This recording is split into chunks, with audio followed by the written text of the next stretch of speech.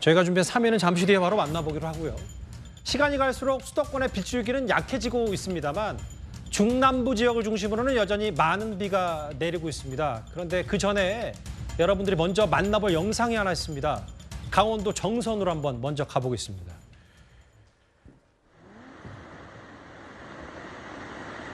어마어마한 산사태가 벌어지고 있어서 다행히 인명피해는 발생하지 않았는데 무려 6,000톤의 암석이 저렇게 떨어졌습니다. 지반이 약해져서입니까? 아무래도 비가 내리다 보면 지반이 약해질 수밖에 없는 것이고, 그래서 여러분들, 시청자 여러분들 굉장히 적극적인 문자를 받고 있잖아요. 대통령께서도 과할 만큼 좀 국민들에게 적극적인 어떤 호우 대책을 만들으라고 이야기를 했음에도 불구하고 자연적으로 저렇게 암석이 떨어지는 걸 어떻게 막을 수는 없겠죠.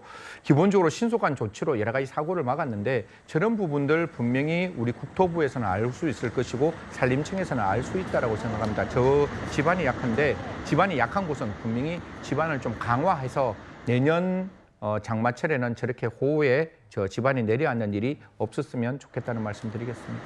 와, 저게 지금 정확히는 피암 터널 구간인데 와, 이게 6시 37분경이었습니다. 어마어마하게 저렇게 떨어지는 모습까지 지금 포착이 돼서 많은 분들 가슴을 좀 쓸어냈을 텐데 저 영상을 좀 만나봤다면요. 다시 좀 여기로 들어와 볼까요? 제가 가리키는 이 사진은 작년에 꽤 유명했죠. 많은 분들에게 회자가 됐던 이른바 서초동 현자.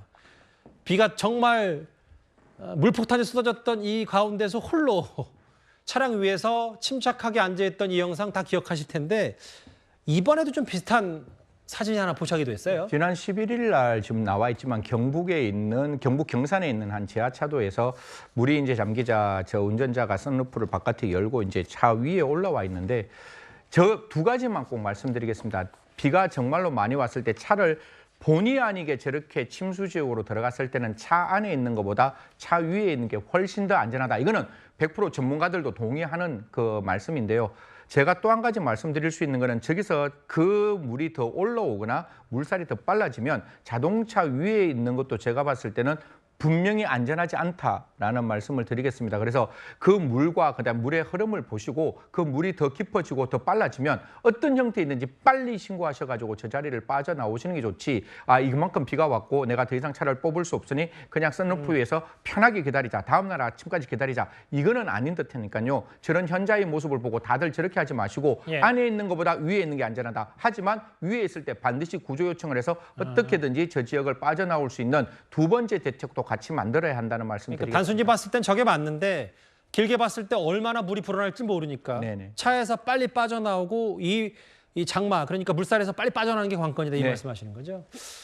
이렇게 작년 8월 이 서초동 현자라고 부를 정도로 강남에는 꽤 많은 비가 쏟아졌던 거 기억하실 텐데요. 이번에도 일부 지역이 많이 침수가 됐습니다. 작년 모습 잠시 보고 오겠습니다.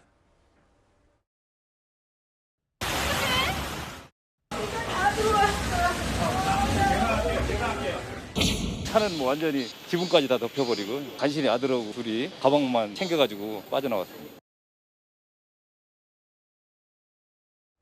작년에 저렇게 차들이 제자리를 찾지 못했던 사진도 있었는데 이건 잠시만요. 이 얘기는 잠시 뒤에 만나보기로 하고 이렇게 맨홀 뚜껑에서 역류하는 거에 대해서는 상당히 일반 시민들도 공포감을 많이 갖고 있는데 어제 사당역에서 저렇게 보시는 것처럼 저런 일이 좀 발생했더라고요. 사실 이게 작년에 분명히 가장 위험한 일이라고 그렇게 모든 언론에서 이야기를 했고 맨홀 뚜껑을 어떻게든지 바깥으로 나오지 않도록 여러 가지 조치를 취하겠다라고 해서 거무망 모양의 여러 가지 모습을 내세웠는데 맨홀 뚜껑이 한 40kg 이상 정도 될 수 있는 무게인데 저 무게를 이겨내고 물이 위로 올라온다면 근처에 걷는 사람, 근처에 걸어가는 사람에게 굉장히 위험할 수 있는 거잖아요. 그래서 다시 한번 앞으로 이제 뭐 장마가 그칠 수도 있지만 우리나라가 사실 장마가 그쳐진다고 해서 집중호우가 없으라는 법이 없으니까요. 그런 의미에서는 반드시 맨홀 뚜껑 다시 한번 지자체에서 제대로 좀 확인해서 절대로 그 맨홀 뚜껑이 올라와서 주위에 있는 사람을 다치지 않도록 했으면 좋겠다는 말씀 드리겠습니다. 이거는 이번 어제 집중호우 때 발생한 일인데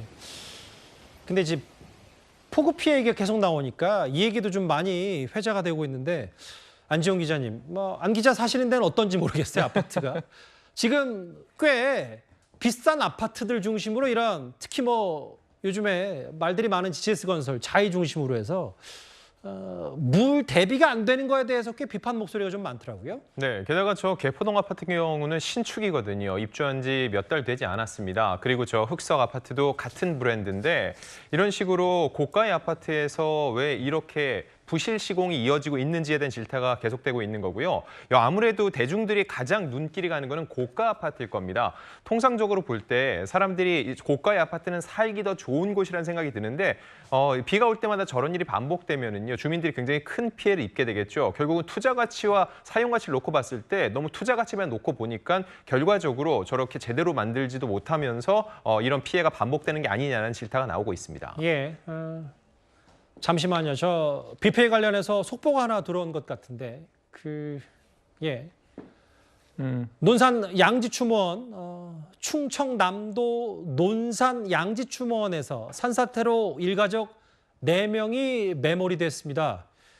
2명은 심정지 상태고요. 다시 한번 말씀드립니다. 조금 전 이것도 뷔페와 직접적인 관련이 있을 텐데 논산 양지추모원에서 산사태로 일가족 4명이 지금 갇힌 상태인데 2명은 지금 이미 심정지 상태다라는 좀 안타까운 소식이 들려와 있는데요.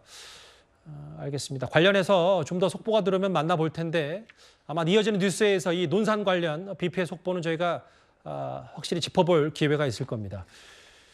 보시는 것처럼 긴장의 끈을 놓아서는 안 되는 비소식입니다. 현장 뷔페 상황을 저희에게 제보해 주시면요, 저희가 취재에 잘 반영하도록 하겠습니다. 많은 관심 부탁드립니다. 일단 뷔페 상황까지 만나봤고요. 그러면 지금까지 들어온 여러분들의 목소리를 만나볼 차례입니다. 첫 번째 댓글입니다. 수박 갈라지듯 당 갈라진 소리 들린다. 민주당 말씀하시는 것 같습니다. 불체포 특권 관련해서. 예. 김문기 아들과 이재명 당대표의 싸움, 다윗과 골리앗 싸움 같다고 비유를 좀 해주셨고요. 예. 한동훈 장관에게 차기 대권 행보 아니냐, 뭐 이렇게 분석하신 분도 있습니다. 또 볼까요? 범죄공화국보다 검찰공화국이 낫다라는 표현도 하셨는데 마지막 보겠습니다. 전쟁 폐허 나라에서 재건한 유일한 나라가 바로 우리 대한민국이다. 마지막 댓글까지 모두 감사드립니다.